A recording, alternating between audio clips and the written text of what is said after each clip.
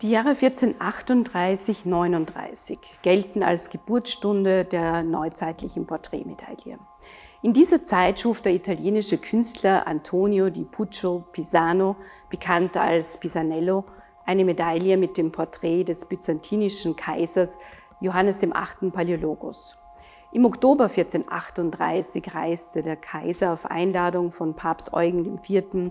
Zum Konzil nach Ferrara, um die Wiedervereinigung der griechischen und römischen Kirche zu fördern und militärische Hilfe gegen das Osmanische Reich zu gewinnen. Die imposante Erscheinung des Kaisers und seiner Gesandtschaft hinterließ auch bei Pisanello, der für Niccolo und Leonello d'Este arbeitete, einen starken Eindruck. Pisanello nutzte die Gelegenheit, den Kaiser aus nächster Nähe zu studieren und fertigte zahlreiche Skizzen mit detaillierten Farbangaben an. Ursprünglich war ein Gemälde wahrscheinlich oder ein Fresko geplant, doch ein Pestausbruch und die Verlegung des Konzils nach Florenz verhinderten die Umsetzung. Stattdessen entstand eine gegossene Medaille.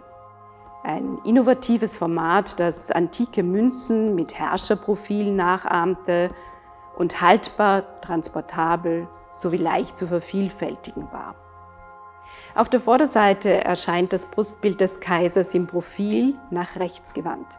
Er trägt Korkenzieherlocken, einen Spitzbart und einen auffällig hohen Hut mit asymmetrischer Krempe. Vorne spitz ausgezogen, hinten hochgestellt. Die griechische Inschrift identifiziert ihn als König und Kaiser der Römer. Der Kaiser sitzt auf der Rückseite auf einem Pferd in einer felsigen Landschaft.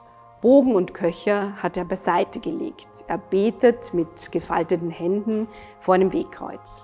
Ein begleitender Reiter ist dezent im Hintergrund angedeutet und verleiht der Szene eine gewisse Tiefenwirkung. Bemerkenswert ist das Ohr des Pferdes, das leicht in den Medaillenrand hineinragt.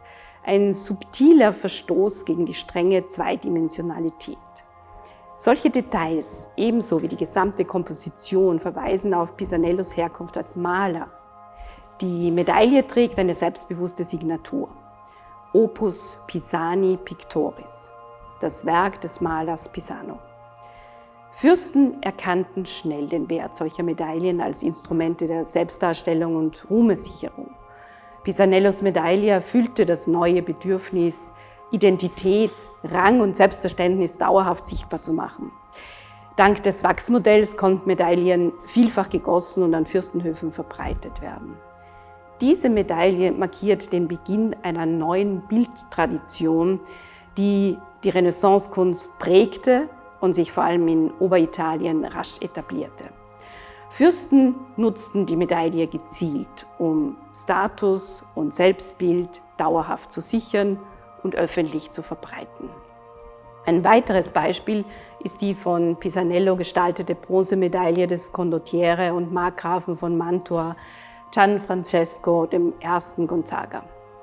Auf der Vorderseite trägt Gianfrancesco prunkvolle Kleidung und eine auffällige Berretta alla Capitanesca. Eine Kopfbedeckung, die vor allem bei Condottieri und niederen Adeligen als Statussymbol für politischen Aufstieg, soziale Überlegenheit und militärischen Ruhm galt. Die Capitanesca-Mütze mit orientalischer Raffinesse spiegelt zeitgenössische Mode und seinen Anspruch auf militärische und kulturelle Führung wider. Der Ärmel seines Brokatumhangs zeigt ein komplexes Muster, heute nur noch teilweise erkennbar. Die Inschrift hebt seine Rolle als oberster militärischer Führer hervor. Ein Motiv, das auf der Rückseite bildhaft vertieft wird. Hier auf der Rückseite sitzt Gianfrancesco in voller Rüstung auf einem mächtigen Pferd, das fast den Medaillenrand sprengt. Ein bewaffneter Knappe im Hintergrund verstärkt die Perspektive und betont die Größe des Pferdes. Neben seinem Kopf schwebt ein rätselhaftes Symbol, das an einen Türklopfer erinnert. Gianfrancesco I. Gonzaga, wir kennen zu ihm auch ein Porträt aus dem 16. Jahrhundert, das sich heute in der Porträtgalerie Erzherzog Ferdinands II. Hier im Münzkabinett befindet. Gonzaga war ein erfahrener Condottiere, der für Kirchenstaat, Malatestas, Venedig und Visconti kämpfte. Während seine Allianz mit Venedig westliche Gebietsgewinne brachte, verlor im Feldzug für Mailand die Städte Verona und Vicenza an Venedig. Die Medaille, um 1447 posthum von seinem Sohn Ludovico in Auftrag gegeben, zeigt ihn als Reiterführer und sollte den angekratzten Ruf der Familie rehabilitieren. 1433 ernannte Kaiser Sigismund ihn gegen Geld und Heiratsversprechen zum erblichen Markgrafen von Mantua. Als Mäzen förderte er Humanismus und Kunst, holte Vittorino da Feltre als Erzieher an seinen Hof, zog Künstler wie Pisanello nach Mantua und gründete eine Wandteppichmanufaktur. So machte er Mantua zu einem Zentrum der Renaissance.